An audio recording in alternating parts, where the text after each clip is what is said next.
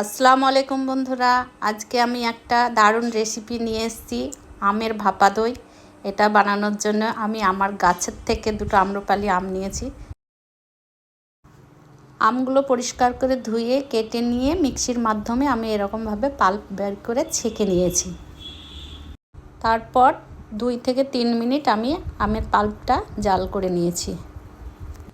এরপর একটা পাত্রে আমি আমুল প্যাকেটের দুধ 1/2 লিটার নিয়েছি, আর আমার গরুর দুধ ছিল 1/2 লিটার মতো, দিয়ে মোট 1 লিটার দুধ আমি জাল দিয়ে নেব। তারপরে একটু ফোটার পরে একটা পাত্রে আমি 2 চামচ মতো দুধ তুলে রাখলাম, সেটা পাউডার দুধ মেশানোর জন্য। এবার দুধ যখন গরম হয়ে গেছে, ফুটে গেছে ভালো মতো, তখন আমি ওই গুঁড়ো দুধটা মিশিয়ে দিই দুধের সঙ্গে। এরপর 100 গ্রাম চিনি আমি দুধের মধ্যে অ্যাড করে ঘন হওয়ার জন্য রেখে দিই। দইটা বসানোর জন্য আমি 150 গ্রাম টক দই ভালো করে জল ঝরিয়ে নিয়েছি, আর আমের পাল্পটা তার সঙ্গে ভালো করে মিক্স করে রেখে দিলাম।